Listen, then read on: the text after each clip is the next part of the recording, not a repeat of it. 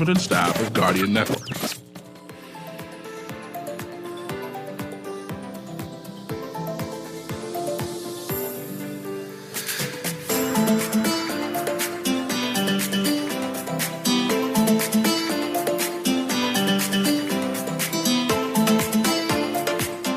Good morning and welcome to Guardian Radio A.M. Today is Thursday, May 18th, and it's a little after 11 o'clock in the morning. Once again, this is CA Newry, and I shall be your host for today as I have a wonderful discussion with, guess who? Anglican Church women. Today, I actually have the president of the Anglican Church Women, who is Miss Charlene Rogers, right? And she brought one member with her, and I can have her physically introduce that person so I can know the right position. But I want to know, what is Anglican Church Women? I hear you all having a big conference coming up soon. I want to hear about that. And I heard that every woman in the Anglican Church is kind of excited about this particular conference. So I want to get some more detail about that in general. But without further ado, let me introduce to you Miss Charlene Rogers. Go ahead, Miss Rogers. Good morning. Good morning. So what is Anglican Church Women, first of all? So the Anglican Church Women, we formed the organization of the diocese. We were first established in 1963 under Bishop Markham, and he was Lord Bishop from England. And when he came here in other parts of the world, you would have had the Mothers Union. And so with us having a large female population within the Anglican Church, he decided to get us involved. And so back then in 1963, he would have gathered interested women to join or form the Anglican Church Women. So the first branch was established back in 1964, August 1964. That is when the first meeting was held. And I'm sure some of our listeners can identify with some of the persons. So we had like Mrs. Louise McSweeney, who was the president. At Christ Church Cathedral, we would have had Mrs. Leona Hannah, president at St. Agnes, Mrs. Anathol Rogers, who was president at St. Mary the Virgin, Mrs. Ethel Kemp at St. Barnabas. We would have had Mrs. Mary Doris Stevenson, who would have been the president at St. Matthew's Church, and Mrs. Gloria Wells, president at St. George's. So their first official meeting took place on November 4th, 1964. And then within this group, they formed the officers. So the first elected officers were Mrs. of the Council, that is Mrs. Mary Doris Stevenson. She was then president. Mrs. Leona Hannah was vice president. Mrs. Louise McSweeney was secretary, and Mrs. Ethel Kemp was treasurer. And so basically, they functioned to form the council. And I appreciate that, and especially the history. But I also want to know, what is Anglican Church Women? Mind you, my wife is a part of the Anglican Church Women Association, right? But I don't necessarily know exactly what all do you all do. So kindly explain, what is the role of an Anglican Church person? So our focus really is for prayer, reflection, devotion, pursuing spirituality actively, and also going out there, reach out to other women within the church as well as outside the church. And so we find times where we will gather. Basically, every branch has a monthly meeting.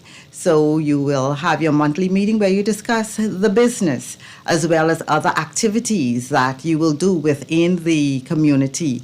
We also have corporate worship. So once a month, every branch will have a Sunday that they are assigned where we come together and we would worship. And when you say every branch, what do you mean by that? So if you look throughout the Bahamas and the Turks and Caicos Islands, most of our churches, we do have an active ACW branch. So this caters to young ladies from 18 years and up. So within the branch, once you would have, and just to talk a little about our membership, so really you are required to attend 3 meetings. So we would go out, we'd canvass the ladies, they would come into the meetings, and once they express, that interest and they're willing to commit, then after 3 meetings, you're officially welcome in as a member of that branch. And so we look forward to the monthly meetings and other activities that we do outside of the meeting, whether it's going to visit the sick and shut-in, perhaps just doing something socially together. So it is a sisterhood. I would say it is a sisterhood where we walk and support one another. My mother-in-law, Stephanie Francis, was active in the Anglican Church. She's going all kind of trips. Yes. So always away. And they said, where are you going? And so I go in with the ACW. And I said, what's that trip about? Okay, so we do have conferences that were held not only in New Providence, but you would find historically we have conferences within the Family Islands as well. So every other year you can find that a conference would be hosted in one of the Family Islands. We also have what we call the Presidents and Vice President Conference that is held in the last weekend of February in each year. So this year we went to the Berry Islands, and there were 126 of us in that particular day. Different speakers we have addressing topics, just that continually create awareness within the ACW group. Well, I'm kind of excited. But I know you mentioned on that person's 18 and over, right? I always thought it was for like matured ladies. Right? Well, senior married women, the mothers of the church. You all have young people inside the Anglican Church, women? Of course we do. You do? And right here with me, we have Miss Janae Francis, who's one of the younger members. Yeah, because she's a young woman. Yes, she is. So we do attract women, like we say, 80 right up to the seniors. And we can identify with one another. We learn from one another. We have the more mature ladies of wisdom that really share with us. We too, as the younger generation, there are things that we share. So the coming together really helps to create a strong fabric, a strong foundation on which we stand. So let me get Miss Janae Francis Ingram involved, right? Because you're a young woman, right? I'm used to seeing senior women inside the Anglican Church women. And I'm assuming that this is an executive board that you represent, Ms. Rogers? Yes. And then there's regular branches that have their own president and board in general. Right. Miss Ingram, what do you do in the executive board, or are you part of that executive body? Well, I've been invited by Madam President to provide support on the Sales and Advertisements Committee for the Anglican Church Women's Council. Okay. And it's just been a learning experience. This is now my 2nd year working along with Madam President. It's been very interesting. The sisterhood that she spoke about, it is truly there. I can speak from my branch level. I represent the St. Matthew's Anglican Church Women, which is known as the Ark in the Pond. We have about 80 members strong. We have, out of that 80 member, we have about 10 persons that represent 40 years and younger. Nice. And they are all 10? Yeah, at least 10 of us. Oh. And everyone is active. For me, joining the ACW, initially it was out of a family lineage obligation, but as time progressed and as I became more involved, I am very grateful for the decision that I made. She spoke about the sisterhood. The sisterhood is definitely there. Earlier this year, I had a personal situation, and I found that my sisters were there. They were praying with me. They were supporting me. They came and visited with me, and it's good to have that comfort, that security, and knowing that you have a big sister or even a little sister that you can call on that can provide you with Christian, genuine support. Oh, I'm impressed with that. Let me go back to Madam President Rogers, right? I know there are various branches. I'm not sure how many Anglican church there are between the Turks and Caicos Island and the archipelago of the Bahamas, right? I don't know the number. But how do you have that sisterhood amongst the churches to say, well, I'm coming from St. Matthew's or I'm coming from St. Anne's Church, right?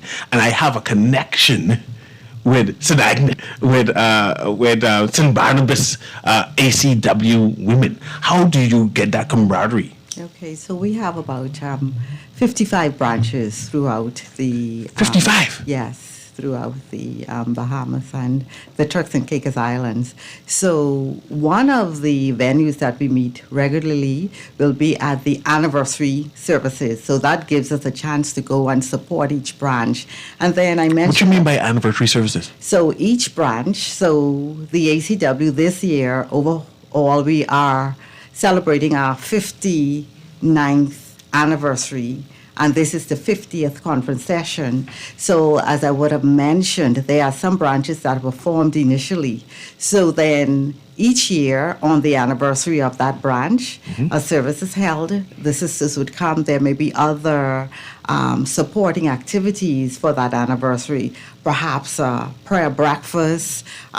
We have a lot of the spring tea and fashion shows, and they're just concerts, a lot of activities so it is open to all sisters. So we will come together and we go from branch to branch supporting one another. And so that creates that sisterhood. You get to meet that sister from St. Agnes and Matthews, Christ the King, etc. So let's talk conference. This is your 50th conference. Yes. And you've been around for 59 years. 59 years. And what should I expect, or what should Anglican women expect on the conference? Who all can attend this conference? Can every Anglican woman attend this conference, or you have to be a member of the ACW, or what is it? Okay, so just to speak about our conference, and so we've had the proclamation by the Prime Minister. So next week has been declared Anglican Church Women Week. So we want all of our Anglican sisters to make sure that you are participating. So Is it a week-long event? Yes. Okay. We have of activities. So last Saturday we kicked off with a walkathon at Goodman's Bay. So sisters from all over would have walked. That's in New Providence.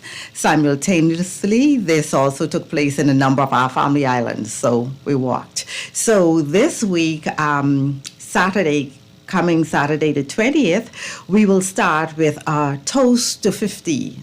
It's an elegant, all-white affair for the Anglican women, where we're going to be honoring all presidents that served as presidents in 1973. So we're really excited about it. Nice. There are some 23 persons that we will honor, of course, some posthumously, but we are so pleased that the consul president back then, Mrs. Gwen Turner, she will be in attendance. In attendance, nice. Yeah, so 50 years ago, she saw the need for us to establish this conference sessions. So we're really looking forward. So Saturday, St. John's College. If you need to get tickets, please reach out to the ACW. How much for tickets? $60. Okay, small money. Mere $60. It's at the Emerald Room, St. John's College. So we still have a few tickets on sale. We ask you to contact Mrs. Janice Reish should you need a ticket. Okay, so that is on Saturday. On Sunday morning at 7 a.m., what we did for this 50th conference, we decided to look at our logo. So we have a special logo we will be unveiling, and that is at Christ the King, Ridgeland Park. Again, our sisters will come together. Christ the King President Dean will host our sisters who are coming in from conference, or anyone from the branches. We will have the unveiling of our logo. We gave that competition among the youth. You had a competition? Yes, we had a competition, and so the winners will be officially announced on Sunday, and that's at the 7 a.m. Mass at Christ the King, Ridgeland Park on Sunday. And then we have our 59th anniversary service that will take place later on Sunday at Christ Church Cathedral, George Street. Okay. And so we will line up at 2:30. There is a march that we look forward to. So I should expect a sea of white. Oh, yes. Oh, the white. It would be it's the radiant white. It's something to see, something to take pictures of. Yes. Spectacle. I can imagine. So we look forward to that march. It's the procession of witness of the Anglican Church women. So we will process from Christ Church Cathedral, George Street. We go on to Bay Street, Parliament Street, on to Shirley. Nice. Then we come over Cumberland and we return to the cathedral. And the service will begin at 4 p.m. Our celebrant and preacher is our patron, the Lord Bishop Leish Boyd.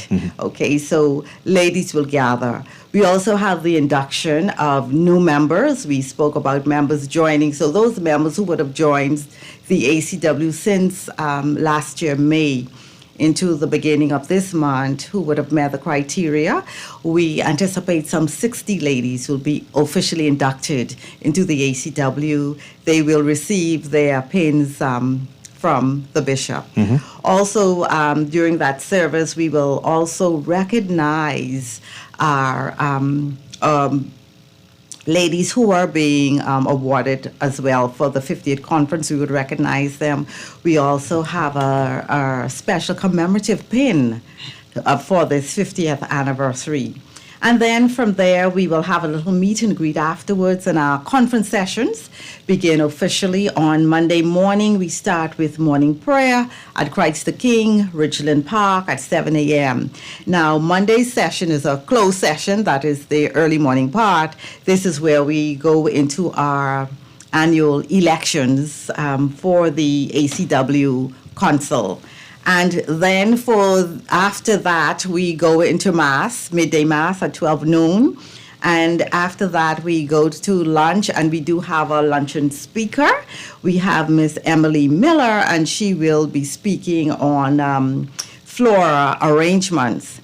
Then later in the afternoon, we do have Chief Magistrate Joyanne Pratt-Ferguson, who will be speaking to us.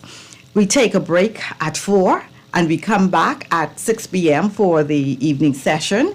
And we have two speakers for the evening session. We have Dame Janet Boswick, who will be speaking to us, and attorney Carol Munnings-Mizowek. She will be our speaker.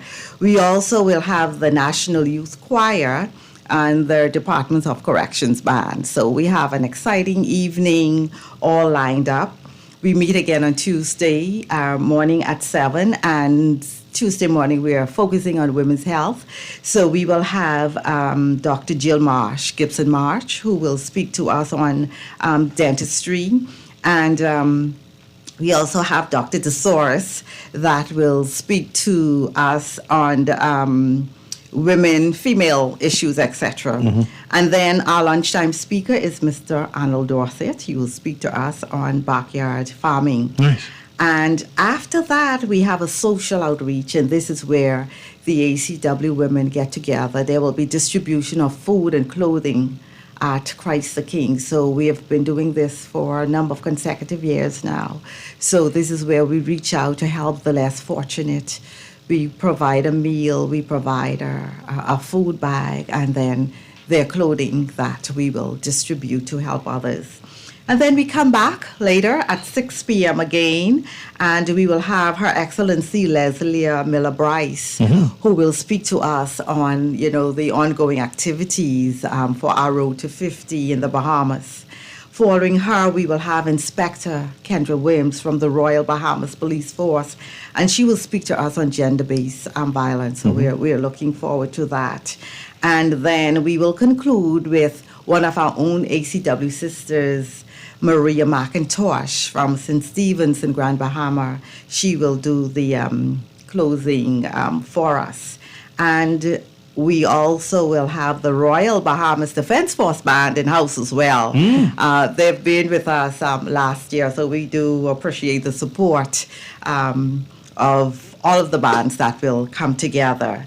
And then we would have some fun after all of the conference and the speakers, etc. So we will be at Super Club's Breezes on Wednesday. We'd meet there at 9:30, so it'll be a day of fun and relaxation for the ladies. And our host for the activities will be the actual vice presidents of the ACW. They have a lot of fun for us. So in a nutshell, that is what our conference will be like. I'm excited for you. I'm jealous that I'm not female, so I can come in and join. But before you go, give me the names of your executive body. I just want to pay tribute to them and recognize them. Okay, sure. So we have a wonderful team that we work with. So our vice president is Mrs. Andrea Francis, that is of the ACW Council. Our secretary is Mrs. Deborah McKinney. Our assistant secretary is Mrs. Monique Dossett. Our treasurer is Mrs. Helen Ingram. Our assistant treasurer is Mrs. Janice Weish. And then we do have what we call our archdeaconry coordinators. So in the north, we have Mrs. Elizabeth Carey that takes care of the family islands and persons in the north. Then we have the East Central Archdeaconry, and we have Mrs. Sandra Burrows. And for the west, we have Miss Donnell Evans, so she takes care of our churches that come under the west. And in the south, we have Mrs. Willamay Bridgewater, and the south takes care of the family islands as well as the Turks and Caicos Islands. And so we are really excited. We have our sisters who are coming in today. We know we have a group that's coming in from the Turks and Caicos Islands this evening. So from this evening on through to Friday, we have our sisters flying in. We also have a special guest who will be coming in as well from Belize. Nice. Yeah, she wants to see what the ACW is all about. So we're looking forward, and hopefully she would be able to form a branch maybe the end of the year or next year. So the ACW is a wonderful experience. Mm-hmm. And I'm speaking with Ms. Charlene Rogers, who's the president of the ACW Council, and they're having a conference. When is the conference going to start?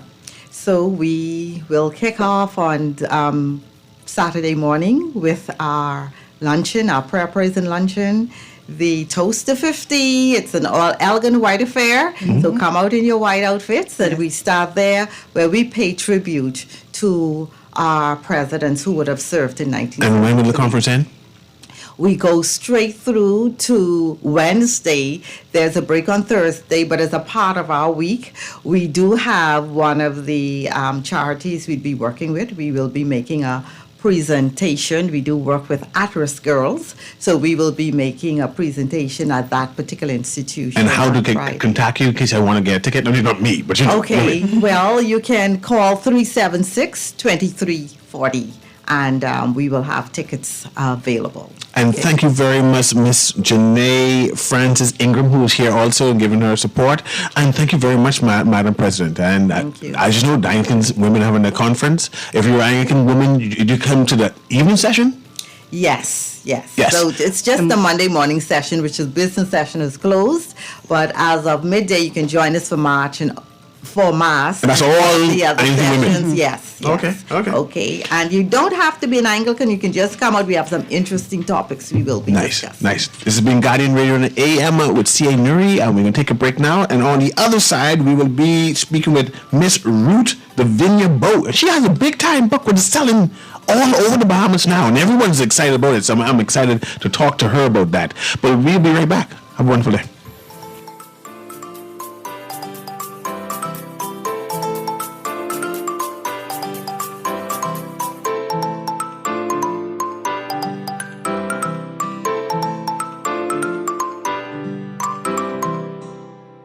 Always on the go? Missed the show? You can now listen to Guardian Radio talk shows anytime, anywhere on Spotify and YouTube by searching Guardian Radio 96.9 FM or by entering the name of your favorite show. You can also listen by logging on to GuardianTalkRadio.com and clicking on the podcast tab. Guardian Radio, continuing to provide you with fresh news and smart talk anywhere, anytime, all day. Love the show? Want to give your support? Become a sponsor today. Call 302-2300 for our rates and packages. That's 302-2300. Become a sponsor on Guardian Radio 96.9 FM. Fresh news, smart talk, all day.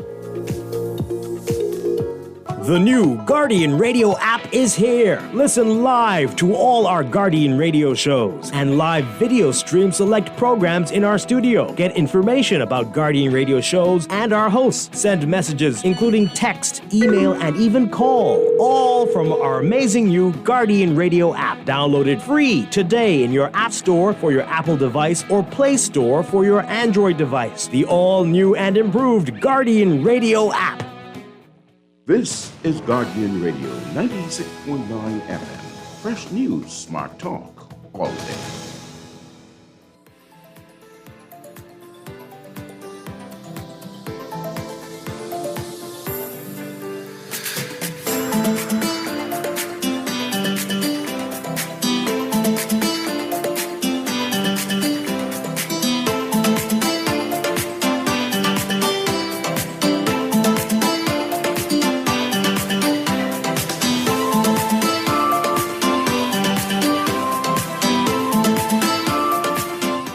Welcome back to Guardian Radio A.M. with CA Newry. And you ever sit down and get excited? I'm excited actually to have this guest with me, who's Ruth Bowe, right? And Ruth Davina. I call her middle name, right? No, it's Davina. Davina. But that's close enough. You can be plenty Davina. people get that wrong. Yeah. And she is celebrating the publishing of her. This is the second book now? My first book. Well, how come I think you published a couple of things then? Well, I do quite a bit of things, yes. I'm involved in a lot of different things. Good. Maybe that's how you know my name. Yes. So Unless you know it from SAC. Anyway. There you go. We are kindred spirit from SAC. Yeah, Yes. That's a different topic altogether. And there's 12 keys to a blended harmony. That's correct. That's the name of the book, right? Yes. It is a guided journal for the extra mother. Yes, it is. And I saw the book and I said, extra mother? How you can have an extra mother? You always have one mother. Right? So I said, okay, come on, and you explain what you mean by this extra mother. And I want to know where I can pick up this book and why should I buy this book? Because I already got one for the wife, right? And I said, okay, Excellent. I need to read it myself, right? And go in detail. And said, no, let me let you sell it on me. Excellent. Go So ahead. the extra mother, that's that special individual, that extraordinary woman out there who has decided to be an integral part of someone else's child. Okay, so the person is not their child, but they want to make an impact. And so the extra mother could be a foster mother, it could be a mentor, a guardian, a teacher, it could be even the Grammy who plays that mother figure, that mother role, fill in the gaps for that mother who might be very busy or absent for whatever reason. And so this book is more than just about the extra mother, it's about community. It's a reminder of the village mindset, getting back to the village mindset. Because, we talk about the village, but not always do we get that right. Okay, and the book is about being able to, you hear the saying, going from A to B, we got to get from point A to point B. Mm-hmm. This book is about getting from point B to point B, which is from brokenness to blended. And so this book is one that's going to help those who read it to understand how to co-parent effectively. We have to help our community get from broken to blended, CA. And I want you to explain more, go in more detail about this, transition from brokenness to blended, right? Inside the Bahamas, our home situations tend to be up and down, right? We have a number of blended families where there are three mothers inside the household, Grammy, auntie, and mother, right? And we've had a number of situations where step-parents are involved. And a person like me who had a lot of godmothers, I have like a ton of godmothers who helped shape me, who grabbed me by the collar and say, this is what you do. This is what you need to do. This is what you need to be studying. Right. It sounds like you understand it. Yeah. So I assume this book is about that. Yes. And so godmothers are included in the extra mother. It's about that same concept that you're talking about, where when mommy wasn't around, someone else could have been around who made a difference, who made an impact, who made sure that you had the guidance that you need. And so when you talk about the different types of extra mother out there, one that always gets a lot of attention is the stepmom. Mm-hmm. Okay, and so the stepmom, these 12 keys help the stepmom to bring that balance, to understand the different stages of the blended family and how to get that brokenness that may have come from another relationship, how to get that brokenness into a blended family, to find that harmony that we all desire in our homes and in our families. So this is just stepmom's only part of it. But Ruth, it ain't easy being a stepmother. Well, mothering isn't easy either, but then stepmother is even worse. It's complex. But that is even more reason why we need that help. We need that book. We need those keys. And in the book, it also has uplifting scriptures. It has some affirmations for you. It has different journaling is already, I don't know if you do it, but it's very therapeutic. It helps journaling. Trust me, it makes it, okay, listening Bahamas out there, if you're not journaling, it's time to start. But in particular, you even have situations. Sometimes there's a tragedy where a child could lose both parents. And so even the extra mother speaks to the foster parent that decides to take on these parents. Someone needs to fill the gap. Someone needs to help with that brokenness to help them to get to blendedness, because otherwise we're going to have a society of a lot of broken children that become adult CA. And so we have to find a way to deal with this. We have to find a way to raise our resilience when it comes to broken families. And the reality is, while the nuclear family, that's what we aim for. We all aim for that.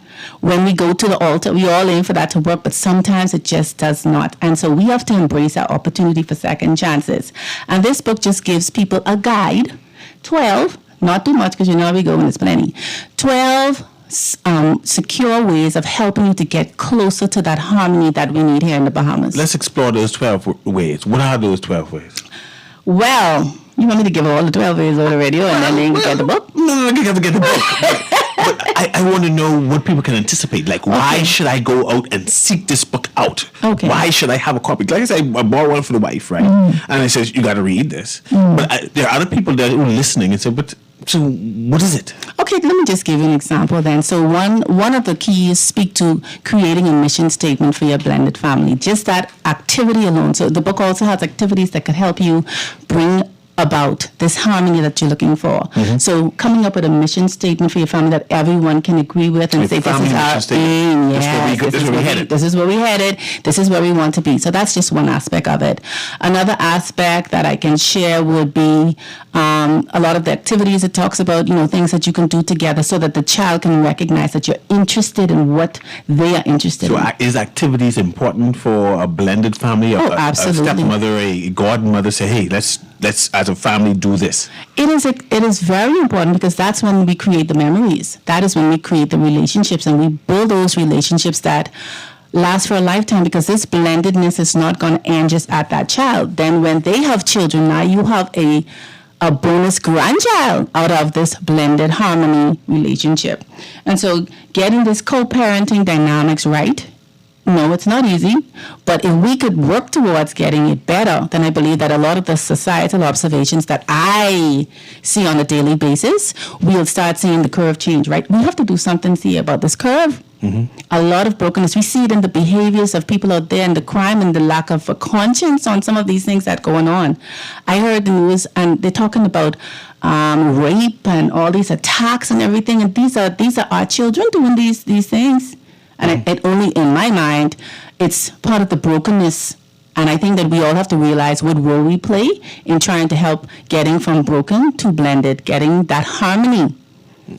And you mentioned steps. I assume the book gives you guidelines on what all I can do if I feel lost. If I just, a stepmother, right? I'm a stepmother, and I realize that there is a disconnect between my new family, but I want it to improve. I want it to improve. Does the book give you ideas of what can you do to improve? Absolutely. And the book also talks about the support networks, establishing those support networks up front, not waiting until there's a crisis, but coming up with, let's say, your top 6, who would you go to if you needed guidance on this? So that way you put some proactive thinking in place as to who will I go to if I have this issue with my blended family, if I have this issue with my bonus child, if the biological father is not doing enough about helping me to achieve this. So in the book, it also speaks to the role of the biological father in this and the communication that you have to have with them. In fact, it also talks about the communication with the biological mother. And there are many stepmoms out there who may be like, it won't be me. Talk to the biological mother. However, someone has to be the bigger person in this. If we're going to help this child, who should be our key focus. Not only focus, because we are important too. So the book also speaks about self-care and all of this, because this is a complex situation here. But I'm just telling you that we have the opportunity to take brokenness and make something beautiful out of it and create that harmony. But we need a guide. I've recognized that in society, what we see going on, we need a guide. And so this is just a start. I'm sure there may be others out there who may have other things that they can add to help us to see the curve change, but everyone just have to do their part. And this is Ruth D's part, the 12 keys to blended harmony. Let's talk about the godmother and the auntie. Right. Right? There are some times when the godmother and the auntie need to step up. Yes. Because something isn't working properly, and Right. or the mother needs extra support, or the father needs extra support. That's to say, true. hey, I need help here, Yes. right? Or just the role of the godmommy. Say, Right. You supposed to be there as someone to push me forward. Right. So as a there- rock. Mhm. Right. So with the godmother, there's two parts to it. One, it's the person who selected this individual to say, I really need you to play this role. And that person being willing to raise their hand when they need help. Now, a lot of us strong women out there, we don't even know how to raise our hand when we need help, right? So we are hoping that the godmother observes the need to say, hey, can I help out? But that may not always happen because so much things going on. So we have to be okay with saying we need help. Right. And that way the godmother. So I know of a situation last week where there was a mom who had to travel and was Mother's Day at the school. And so the godmother stepped in and the godmother was in the photograph. Goddies do them? Goddies. There's great goddies out there. But again, we as women have to be okay with raising our hand and say, hey, I need you to fill in this gap for me. And then also godmothers, they know that they made this commitment, making time for things of that nature. That's important. I find that, especially with this new generation, and we don't understand our roles, and we mentioned godmothers, right? That they want to do well. They want to be involved in their godchildren's lives, but they don't know how. There's no plan, or I'd say what I can do, or how can I get involved. And you say your 12 keys to a blended harmony can give me ideas, or give the godmother ideas on what you can be doing to improve this blended family? That is correct. Each of the keys, each one has an activity or two connected to it. So it gives you a guide as to what you could do. You might have to add a little twist based on your godchild and you know what they like or don't like. But each one has an activity to help you through and say, you know what, I think I can try it. And the thing is, don't be upset if you try and it doesn't work. Go to the next activity because not everyone is the same. But what I can say is that we have to be very cognizant about the children involved in all of these blended families. And if all of us do our part, these children will have a better success rate at being able to also understand harmony for themselves and be more aware of how it could be so beautiful to have more than one person pouring into you, more than one mother pouring into you. And when you talk about the godmother, you talk about the aunties, it's also a mentoring mindset, you know. And so the book speaks to that, the mentor, that's also the extra mom. So right now, I know that even my sister, she fills that gap.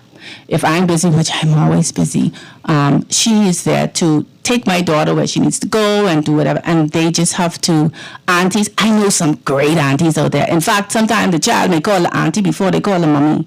And so they have to realize, and some of them aren't even biological mothers, but they are doing their part. And if we all get this whole idea about the village mindset coming back. I remember when I was growing up, my village was there to me. They you know, those aunties who you call aunties and who even related to you, they just auntie so-and-so. That was so important to me. They made a big impact on my life. And so if we have dropped that as a value, we need to get it back. But the good thing about the Bahamas is that Grammy is always there, right? But sometimes Grammy don't know her role, right? Just Grammy thinks she's a mommy, right? Gosh. And I assume there are activities and steps where Grammy could still feel important, still be involved, but don't be overbearing. Right. So the book also speaks about undermining the biological mother. See, and what you do. I'm telling you. So it talks about even the godmother, the aunties, the Grammy and everything. You still have to have an appreciation for the values that the mother wants instilled in their child. So the book speaks about boundaries. And the book also speaks about embracing others who may love your children. And so it will definitely guide you when it talks about that, crossing those paths and when you're stepping over the line, so Grammy could know, okay, you're crossing the line now.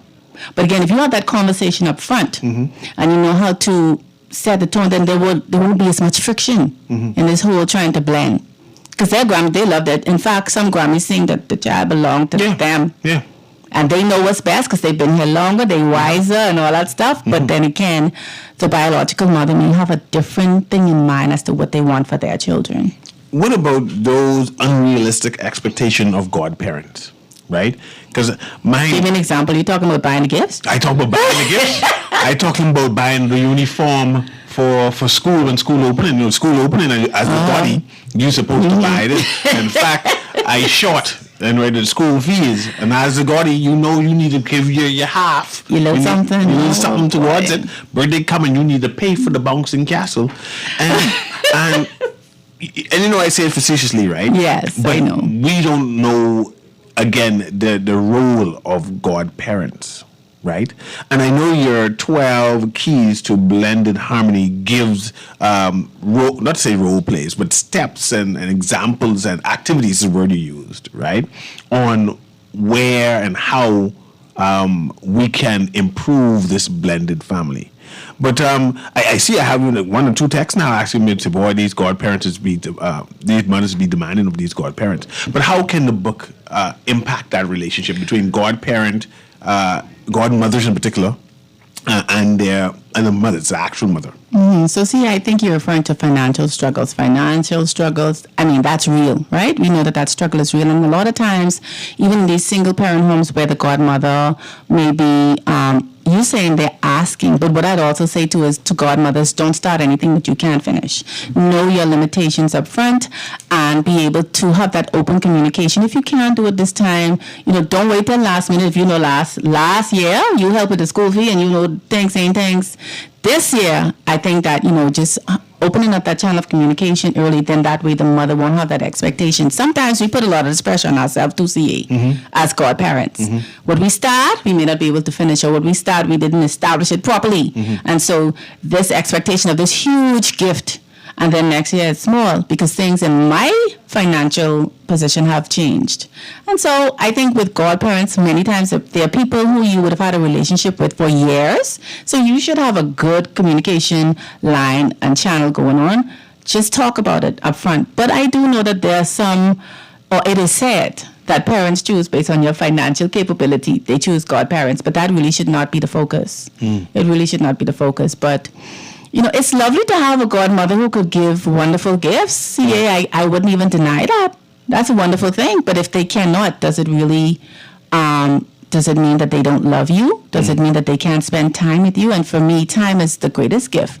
Spending time, taking time to talk to them about challenges they may have in their season. If it's a teenager, you might need the godmother to step up the plate more so to have that communication channel with your child more than the gift. I know we talked about the extra mother. What about the extra daddy, the support, the idea that you're a single mother, right? I'm talking about this book. Actually, says that you're a single mother, you need a male figure inside that family. Can I buy this book and get like some ideas on what I can do to make sure this boy child get that mentorship he needs? Right. So I have had feedback from some of my readers, and they said, listen, the fathers need this too, with those extra fathers. And so I believe that the keys are interchangeable with extra mothers and extra fathers. And I totally agree with you. Having that, I know what it is to have a bonus dad. And my children have a bonus dad. And it has been phenomenal. And so I believe that they can also benefit from this book. And is the book easy reading? Because, we have a lot of teenage mothers, or young mothers. Let's say young mothers, right? Without the experience and need inspiration and ideas and activities and concepts to do. Say, well, let me grow this child up properly. Let me get this additional support from other mothers and other bonus daddies, right? Can this book give support? And what for those Grammys who of a different generation?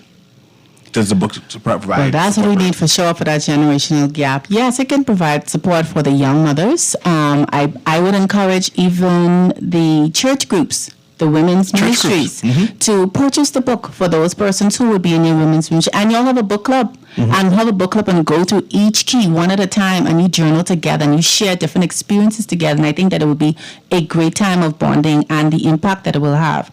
And so a lot of times, this has been a topic that many people don't even like to talk about, right? But it's real. It's right in our face. And so we have to start talking about this. And so the young mothers, most definitely, they can benefit from this. And then also, too, they need to find a mentor. And so I also do that type of coaching as well. But find a mentor, because we don't know everything and there is no real manual, but this is a great guide. So this book is a guide for mentors, those who do mentoring for young Correct. women and young men, those who church groups and activities that could be Exactly. bonded, teenage mothers and mentoring, they could have this book. Correct. Women of a different generation who wants to connect Yes. to the younger generation, right? And where can I find this book though? This book, you can contact me directly through my Facebook, Ruth D. Bow. And it's also available at Logos Bookstore, which is in Harbor Bay. It's also available at All Seasons, All Occasions. That's in Palmdale, and it's on Amazon as well. So you can get this book on Amazon. Yes, you can. And then It's order. on Amazon. So what's the official name? Because I know I was reading things backwards, right? The official name is 12 Keys to Blended Harmony. It's a guided journal for the extra mother. I like that. Yes. I'm thumbing through the book right now, and I see that is like an activity book too, that we It's can an actually write comments and read and have your. And go back too, so you could even see your growth. At the end of the day, you want to see your growth even through the keys. Okay, so as you go through the keys, it even helps you to reestablish goals for each key.